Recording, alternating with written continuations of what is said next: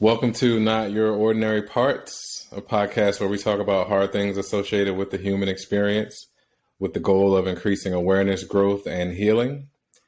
You may hear information from professionally licensed therapists, doctors, life coaches, healers, etc. This information is not therapy or medical advice and is not meant to replace therapy or instructions given to you by a doctor or a personal therapist. I'm your host, Jalon Johnson. I am your everyday guy, and I don't feel like what I'm doing makes me special or better than anyone else. As hard as it was, I decided that I wanted more for myself when I started my journey, and I wanted to heal the things that I was hiding. So what you're seeing now is a byproduct of that decision, and I hope that what I'm doing is helpful to anyone who has that same desire. My guest today is Ruth Tessema. Ruth is a somatic focused psychotherapist who specializes in helping people understand the way trauma, especially complex trauma, impacts their lives, their relationships, and their sense of self. She is fully trained in EMDR, which is eye movement desensitization reprocessing, and uses other trauma-focused modalities. Ruth helps her clients build resilience after experiencing grief and trauma. Her aim is to provide safe and therapeutic support as well as teaching skills so her clients can take back their emotional freedom. So Ruth, welcome to the show. Thank you so much for being my guest. Thank you. I'm happy to be here, Jalon. I'm excited. I appreciate you. I gave you a bit of an introduction, but to allow for the audience to get to know you a little bit better, can you kind of tell us a little bit of backstory about you? Yeah, absolutely. Yeah. Thank you for that intro too.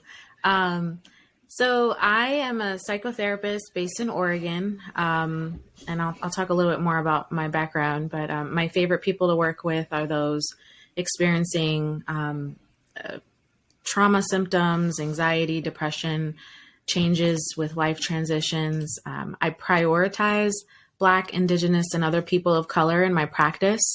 And I want to say that I think it's important to say I entered the world of this trauma work because it's such a specific kind of field. I've entered it through intuition, ancestral guidance, and just discernment over time. And, as it relates to my purpose, I feel strongly connected each and every day when I work with the people that I work with. With wellness, it's safe to say I was never really taught wellness or mental health growing up. And, I kind of talked about that too, that we relate on that level. But for me, just having immigrant parents in survival mode, which we'll talk about too, but in survival mode, coming here for, the American dream and, me being here, starting at age 4, starting school here, teaching my parents English while I'm still trying to learn English and make friends and all, understand this cultural part of my identity here in the States and, and what's going on at home. There was a lot going on and I, didn't know, I didn't have the skills, it wasn't really taught. And I know that they had, the skills and awareness that they had. And I've made peace with that. But I think it's important and if anyone talks about or wants to know more about my journey to where I'm at, it's very divine, it's very intuitive and with guidance, with being where I'm at, because this was learned through experience over time and obviously support from people that I trust. And and then also I've done some volunteer work, working with children and adults with disabilities, a little bit of hospice work, direct care and mental health. And then that led me to school counseling, which I did for several years. And then I resigned a little bit before the pandemic to take my practice full time, working with children, but mostly adults in private practice. So yeah, and a lot of the things that I did in school counseling is very similar in private practice. You know, you were talking about emotional regulation, talking about relationship building skills, self-identity, healing and managing symptoms. So yeah, that's a little bit about my background. Well, thank you for that. Yeah. You're quite well-rounded, it seems, and you have a good amount of experience. It's hard. I'll say it's hard.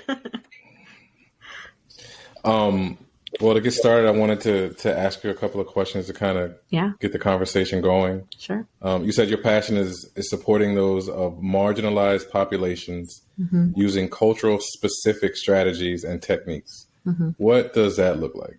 Yeah, that's a good question. So, yeah, I think, a lot of therapists, with the boards that they're licensed to in their state, there's this cultural competency component that you need to have, with your continuing education. But sometimes, that's not enough, especially with working with specific populations, like you mentioned, marginalized, going deeper, populations that their voices aren't seen, their voices aren't heard, they're often subjected to discrimination, racism, other forms of oppression. And so cultural factors are a big deal when defining mental health and providing the right interventions. The people that I work with are specific to Black, Indigenous, and other people of color. But, I also have clients who are neurodiverse or part of the LGBTQIA populations. And so cultural pieces, identity, as well as cultural sensitivity and competence and cultural safety are just so important, because therapy needs to be as safe as possible. You're being vulnerable. You want to also relate. You want to see, most times you want to see your therapist, as a reflection of you. Because, and just what I've heard and my own experience in therapy as well, of just wanting to feel comfortable with who I'm working with. Do they have shared experiences? Do they understand microaggressions, implicit bias, other forms of oppression, and I don't, want people to feel like other people have to understand, but to at least know what it is and know how to navigate through the healing process with someone who's presenting these issues. So, I also have an intake process specifically to make sure that I do a cultural interview. And I adapted this from an EMDR practitioner in a training that I had. And it's just amazing layout, but you obviously tweak it for, the client that you're interviewing in an intake process. But the idea really is to ask questions differently. And you want to, be careful, because there are ways where you can get into stereotyping, or you can get into ways of, not really understanding the individual in their context to their cultural values, beliefs, and their systems. So asking questions differently, really getting to know the person, that helps them feel safe. It helps me understand what they're looking for and not going in any biased direction. So it's just really important. And so it's more than just being competent. It's, I would say, just being culturally safe and providing a safe atmosphere for specific populations. Well, you said that you had to feel comfortable as well with your therapist. Mm-hmm. How was your therapy experience? And was that before or during your time as a therapist? Oh yeah, before. It was before, and no shame for anyone who is a therapist and isn't in therapy themselves. I highly recommend it.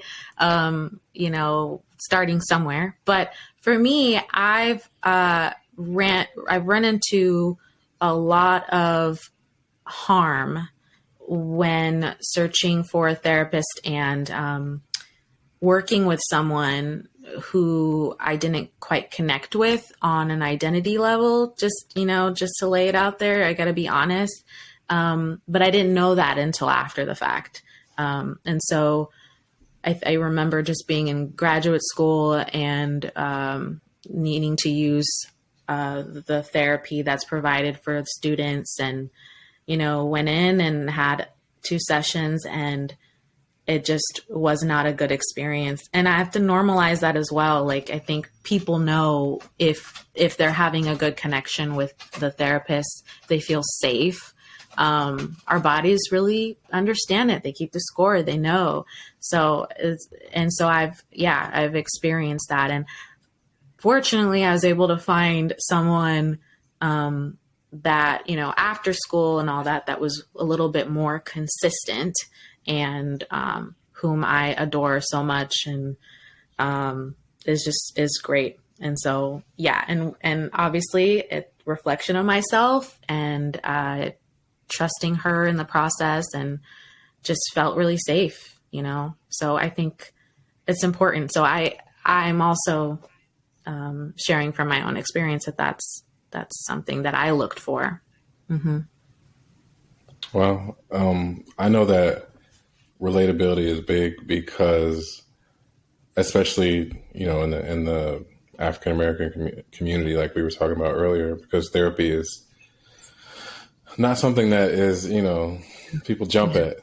So in order for someone to feel comfortable with a therapist, I think that anybody would need to have that relatability. So I understand where you're coming from, and I appreciate that. Yeah, absolutely. You mentioned something a little while ago, and I haven't jumped into the meat and potatoes of the questions yet, but you said that when your parents came here, they were in survival mode. Mm. Is that something common that you experience with your clients that you are working with? Oh, yeah, for sure. Yeah, especially, adult children of immigrant, families. And it is another set of, another area to explore specific to that family. But I've noticed that, being placed in a different environment and then seeing your parents kind of still feel like they're, you're in a new place, you're an adult, you're raising children, you're trying to put food on the table, you're also trying to figure out your papers, and you're also trying to, find work and sustain the living without really knowing the language. And it's just so many elements to it. So you can imagine that kind of transition is stressful, and could also be, stored into the body over time. If that's the same kind of consistency, which I've experienced just noticing within, my parents, of just how they've had to navigate that and never really found a release, to be able to feel like, okay, we can finally rest. And maybe that was a little bit later down the line, but when I was really young, I would say like to 7 years old, I think those are really crucial years, to build safe, secure attachments, with your parents. And if they aren't in the place of being able to provide that on a consistent basis, that love, the belonging, the esteem to build resilience, and all of those things, then, you're adapting a lot of that as well as, kind of like secondhand, like noticing my parents are stressed out all the time. So, yeah. So with my clients, they've definitely experienced that. And with the healing process, like in therapy, that's when they start to actually realize it, like, oh, okay, my mom was working all the time. I never got to see her. And how did that impact me, growing up? And how do I view work and productivity? Like, I can't rest, because it was instilled in me that this is how you need to operate, so it's so many, childhood adaptations that come from that. And in particularly working with adult children of immigrant families, like there's a lot there, and maybe there isn't for some people. But what I've noticed with the clients that I work with, we work with that a lot. And there's a lot of time for going back in time and, being with that younger part of them, and to really sit with what they experienced and acknowledge, like, maybe some of that probably wasn't typical, and we might want to share space for it. Yeah. What are some ways that you see trauma manifest itself in the mind, body, and spirit?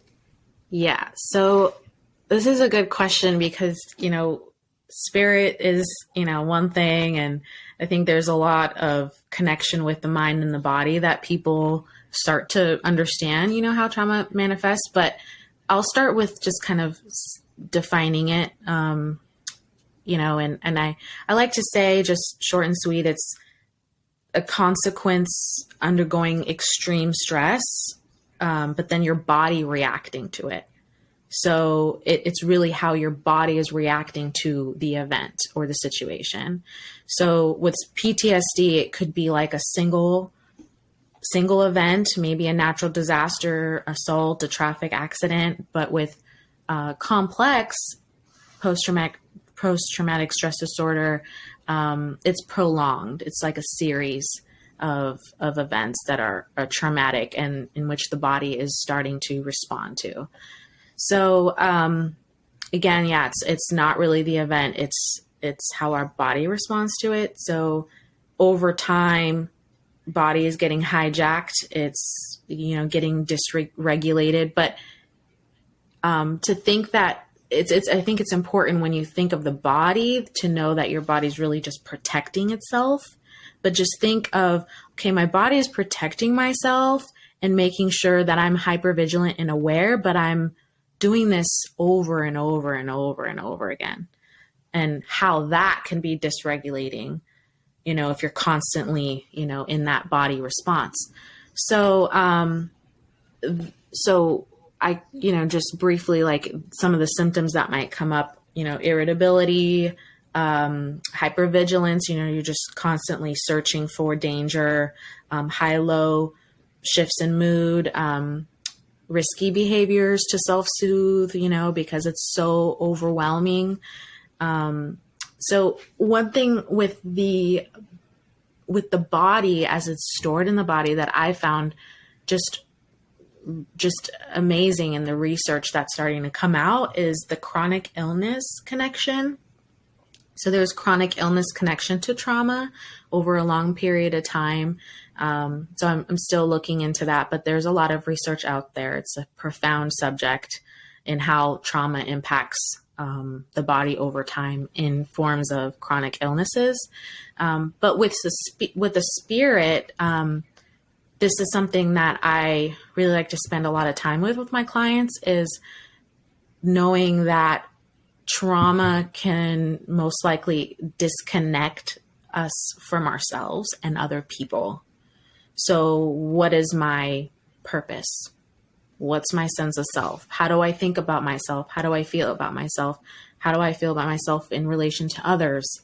Relationships. So that spiritual sense of my authentic self has been kind of fragmented, for lack of a better word. So it can impact it that way. So that's kind of the mind and symptoms, the body and the spirit. But I think it's fascinating just to have this trio together, because trauma, like Bessel van der Kolk says, body keeps the score, and so does the spirit and the mind. But it's all rewirable, which I'll talk about, and that I love. That the body is just so amazing. All of the pieces are amazing. So that it's not just like a one-stop thing. So you have trauma, you're damaged, which I hear a lot in a lot of communities. Like, you're damaged, you're not well anymore, but there's amazing rewiring and recalibrating that can happen, because it is stored in the body and it's not the event. So, yeah. So what are some practices that you employ for healing trauma? Yeah. So it could look different for anyone. Some people like the self-healing journey, especially if they're kind of weary about going to therapy as their first stop. There's the self-healing piece, and that can look like maybe just starting with, because I'm so like somatic focused, it might be starting with breath work. Like, can we start to practice training our body to breathe in a non-survival mode? Like, can we start practicing breath work that can be more regulated so that we can kind of train our body to tell us that, hey, you aren't in danger mode right now. Like, we can regulate that and we can, have some control. And there's lots of, education on how to do that if you're wanting to do that with yourself or in a group. Grounding, so your, nature, being around nature and your senses and noticing, mindfulness, journaling, creative ways. And this is something that I still do with my clients as well. That could be done in the self-healing journey, but finding creativity. So if it's music, if it's art, if it's writing, if it's just, any kind of like doodling or doing something outside where you're actually making things or being creative with the world. So that can be a catalyst to healing as well. Sound healing is, something that I love, and I'm learning a lot more about, and the benefits of sound healing. It's just amazing. So going to a sound bath. So maybe that might be where you want to start, and just noticing, how your body feels when you're starting to get some of that, that vibration or frequency in your body. Routine, gratitude, boundaries, reading books. There's lots of books and podcasts out there to help with that journey. But I would recommend, if you can try to do both, like we talked about, finding the right fit in a therapist, like a trained professional. And you might have to do some shopping. Like, that's kind of how it is, like you have to do some shopping. You might have to do some interviewing. You are the one that's picking the right fit. And it's not the therapist that will just take you. And I know that it's hard, nowadays a lot of therapists are booked, but there are avenues to find accessibility. So there are some self-healing ways to kind of start with practices, and there's also some professional ways. And I would also recommend like someone who works with the body. So like a trained somatic practitioner, especially when it comes to, my client focus, which is trauma. You got to work with the body. Like, if you don't, and talk therapy is all it is. To be honest, it doesn't really go that far. And, yeah, so I hope that makes sense. It did, for sure. So in order to get to a place where you feel worthy of sitting with someone to talk about your feelings and getting to a place where you want to heal, there has to be some self-compassion there. What would you define self-compassion as? Yeah, self-compassion, a relationship with yourself that is authentic, that it's nurturing, it's wholehearted, it's unconditional, a secure, safe relationship. And I think we're all born with this. I use a modality quite often. It's internal family systems therapy. It's a model. Are you familiar?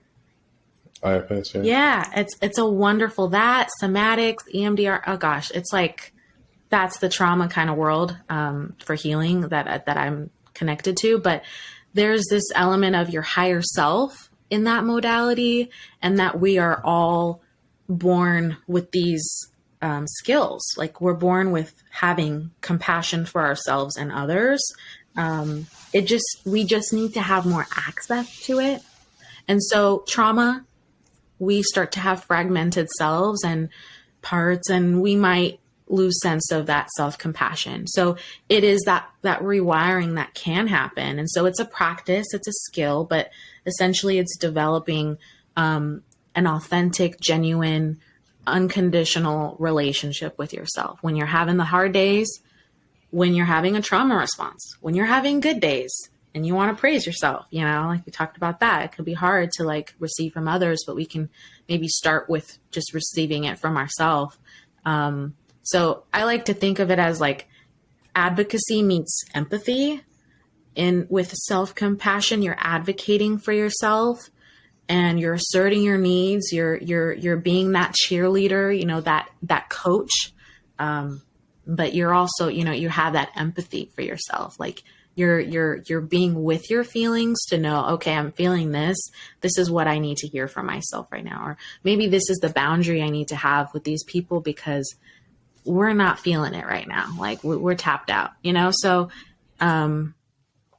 yeah, so that's kind of, being present with yourself, not just making yourself feel good. It's showing up for yourself in the best way possible. And, through all of those emotions, the ups, the downs, the ugly, you know, that helps us access our highest self as much as possible. Yeah. I have go ahead. Sorry. Oh, no. Go. I was going to say, you know, maybe I'll add like this method that I use a lot with my therapist that helps with the self-compassion and sitting in feelings, but I think maybe that will be for that next question. So I'll just save it. Well, okay. So in the process of starting to do all these things and having self-compassion and getting curious with, you know, what's happening in your body, you're going to have big feelings. Mm-hmm. And then I guess the question would be, what does it mean to sit with those feelings? Yeah. So, it's hard, you know, we're human. We don't want to go back to anything that's traumatizing, even a memory, an image of some kind of stimulus, you know. So there's a guide that I think will help people practice getting that skill of, you know, self-compassion a little bit more when they sit with their feelings, because it's not necessarily, you don't want to re-traumatize yourself. What you want to do is you want to connect with yourself. So when trauma happens, our body disconnects us from the emotions. It's too much. It's too hard. Like it works 10 times harder to be in survival mode. So you might fight, flight, freeze, fawn, dissociate so that you don't feel it. You know, you kind of protect yourself, which is a really cool thing. But it's important to have a guide where you kind of like pendulate, if that makes sense, or titrate yourself, like where you're sitting with some of the feelings and noticing it, acknowledging it. And then then you might resource and you might do something that helps you soothe, or if you feel like you need to distract, so you kind of like, you're not just sitting and staying there. You're making sure that you give your body a nice flexible chance to move from stress, which is feeling the emotions and being compassionately curious, which I'll talk about, to then like, okay, now I need to take care of myself because I did that hard work and now I'm going to go call a friend, or I'm going to go do something fun, or I'm going to go lay in bed and sleep, or I'm going to go, take a shower or a bath or go to the gym or, whatever it may be. So, what I use with my clients is just this 4-step thing to help sit in emotions and build more self-compassion. It's recognizing, it's regulating, resourcing, and then returning or revisiting the stress. So I can just briefly go over that. It's when you recognize what's happening, you're pausing and you're understanding that your body is going through some sort of stress response. Okay. And so you're aware that there is like an alarm in my body. Something is not right. So that's just a pause. It's just a simple pause. It's not like, okay, whatever, I'm just going to continue doing my work or talking to someone or being in this stressful place. it's recognizing something is registering, or I'm getting a message that my body is not comfortable. So it's acknowledging, recognizing that. And then the second step is to regulate. So you might have to remove yourself from the situation, the place, the person, the thing, and start to regulate with the go-to, for example, might be like breath work. And again, with practice, you can kind of help recalibrate your system and recognizing that you have that control, and that you're not in a realistically dangerous situation, but your body is recognizing that you are. So breath work. So you're guiding your body to enter like a parasympathetic state. So rest and digest. And then you want a resource, which is that third step. And so that might be, I'm going to validate what I'm going through. I'm going to challenge it with curiosity. So questions that I encourage my clients to ask when they're in this stage is, like, is this, like, what are my parts saying? Is it, my anxious part saying that I'm not good enough, or my scared part is saying that I'm not vulnerable, that I'm too vulnerable right now? What is happening? So you're compassionately curious. Has this happened before? Is this familiar? So it's just very short and sweet. It's just a compassionate curiosity of what's going on.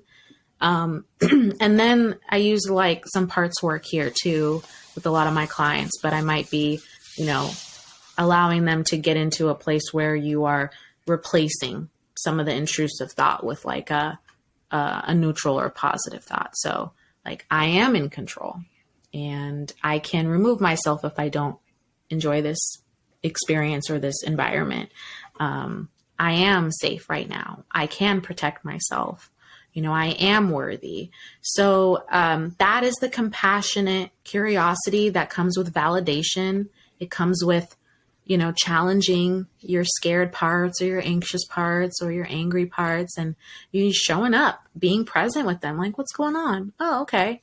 This is happening. Oh, that makes sense. Well, let's get out of here. Let's, do some breath work. Like, how do we reframe our thoughts now? Like, what's fact checked? Can we fact check that, these people aren't, gonna hurt you right now, or like you're thinking, so let's like get out of this situation, So there's a lot more with that I take a lot of time with when teaching my clients. But the last step is to really make sure that you return to whatever it is, so that you can start building resilience. So you're not always in a stuck survival response, and that you can enjoy life. So it is definitely a practice, but it's not traumatizing yourself. It's really having a balance between, being in the emotions in a compassionate, curious way, and then finding time to, take care of yourself and then going back. So I hope that makes sense. It does. And IFS is my jam. So yeah, great. As you were explaining it, I was just like, you get it. Yeah, that's my modality. Yeah. Awesome. One of the,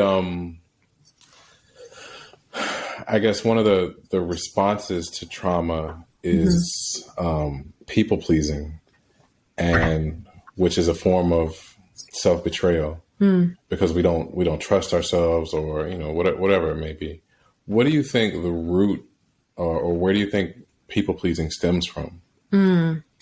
Yeah, that's such a good question. And I can say, speaking, subtly from experience, and then also with the clients that I work with, this is such a huge trauma response that comes up quite a bit. And I think of, the parentified children. I think about the scapegoated, the black sheep in the family. I think about those children in that environment growing up and them being adults now, how that might show up. And so it's so important to have safe and secure relationships in your childhood. And if not, how to find that in your adulthood, like boundaries and being able to attract and, do the work for yourself so you can attract like these safe people. But, might be longing for validation, their worth, their belonging, building self-esteem. And, so a lot of this is very much some of that shadow work that might need to be kind of explored a little bit, as to why this is why is this a pattern for this person. But, there might be a lack of boundaries and masking, like I got to show up this way because then, if I do X, Y, Z or this, that, and the other for this person, I'll get some sort of validation, or I need to burn myself out to the point where that, I'm recognized, I get some sort of praise or something, and that's just an example. But there is like this implanted, like in our archetype, that this is the way to survive, that in order to, be validated or get things done, that we need to like have some sort of validation from others. And again, that can stem back from our early experiences with caretakers, the people around us, and how they showed up for us when we needed it, or if, the validation and all of that. But yeah, they can be unconscious behaviors, and over time they can impact how you see yourself and the people that you're around. So there's so many different layers to that, like question of just what the root is. But I think about specifically your first relationships, and that's typically caretakers, growing up. And did you feel belonged? Did you feel like you were safe enough to, be secure? Or, how often were you praised, or how supported, so many layers to that. Agreed.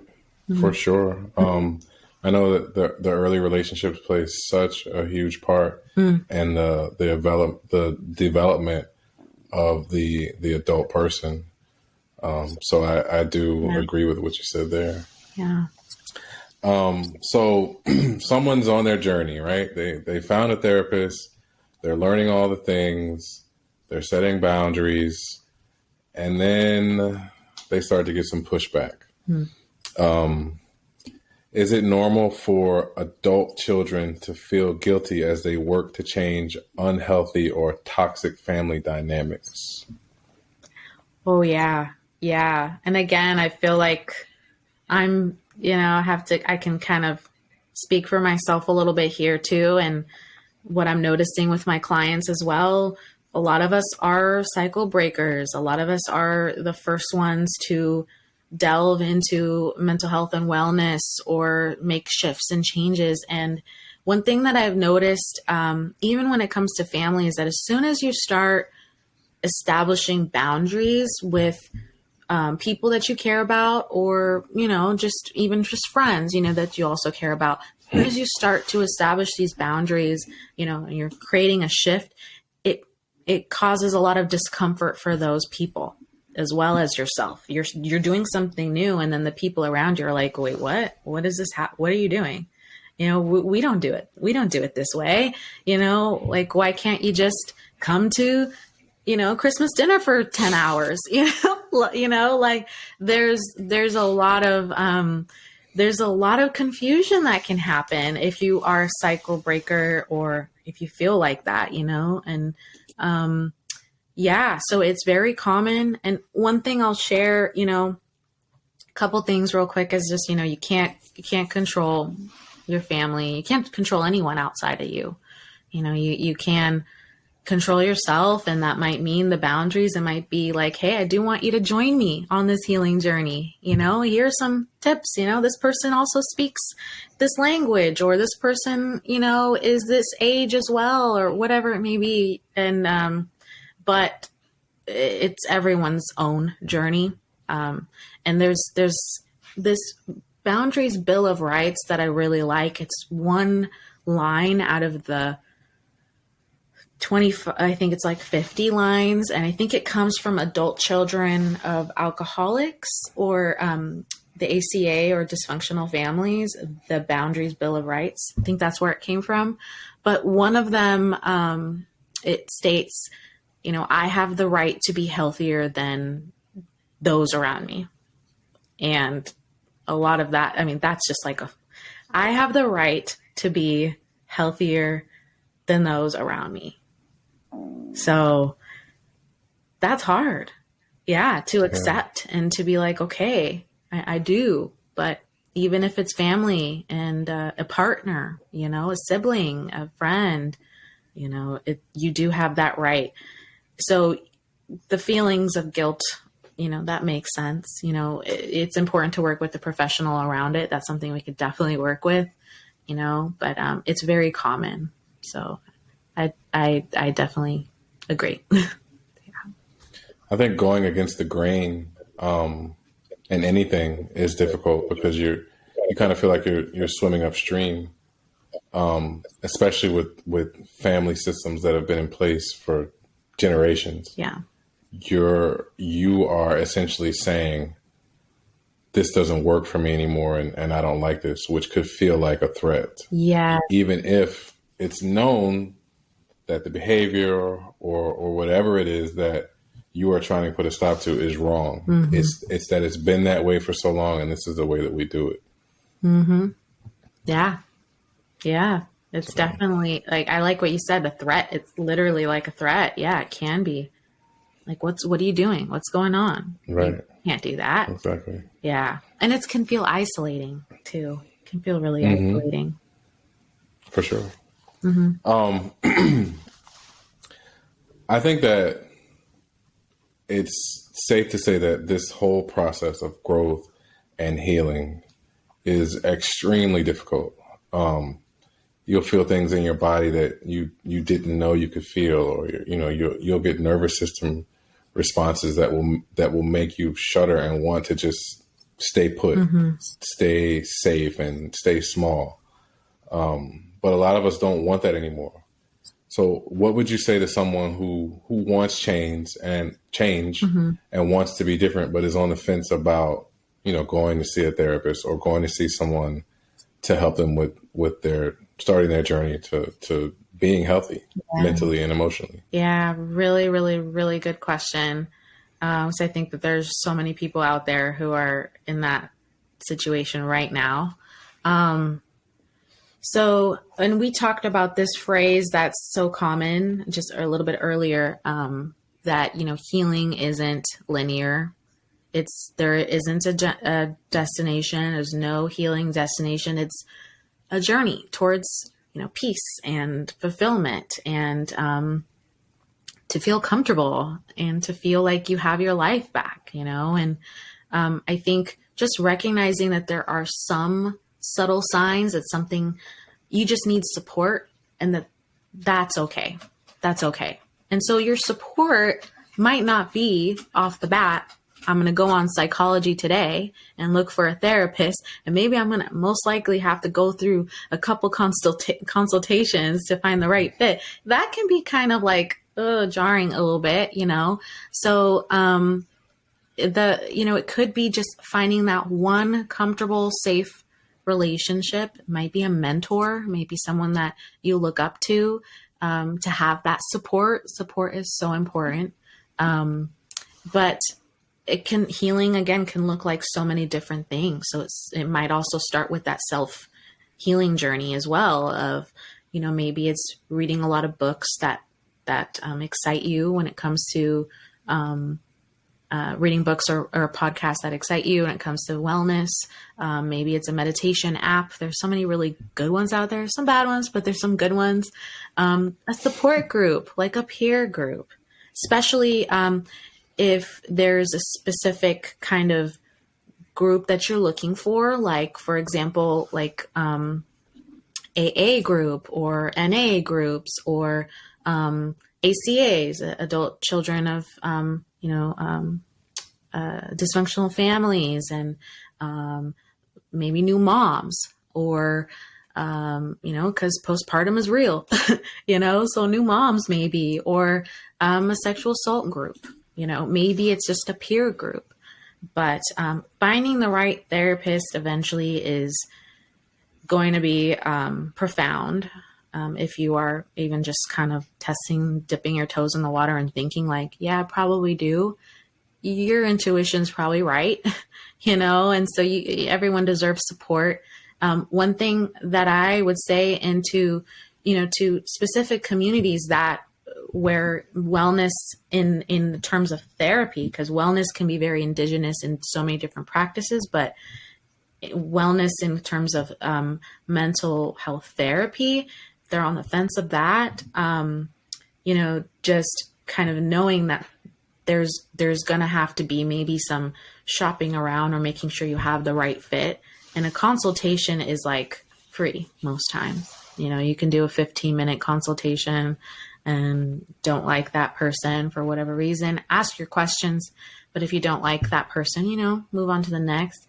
And then one last thing is to recognize if there is any suicidal ideation, suicidal thoughts, or self-harm, or homicidal thoughts, or harming others, that is, that you definitely need support for. And that might be visiting an emergency office, it might be calling a crisis line. So it really varies on, what it is that's going on, but everyone deserves support, regardless of race, regardless of what's normalized in cultural norms. It's so important. So yeah, it's different for everyone, but that's kind of the gist, I would say. We were talking about that earlier, the word normalized, and how the younger generation, they just aren't, they're normalizing therapy and normalizing healing, which is phenomenal, because it's not something that was part of, my generation. Yeah, absolutely. It's amazing. It's amazing. So I have a lot of faith in the trajectory. Yeah. So this has been quite awesome. I'm really happy that you agreed to do this with me, and that you saw value in the interview, and, just sitting and talking and having a conversation with an everyday guy. So I appreciate that. Yeah.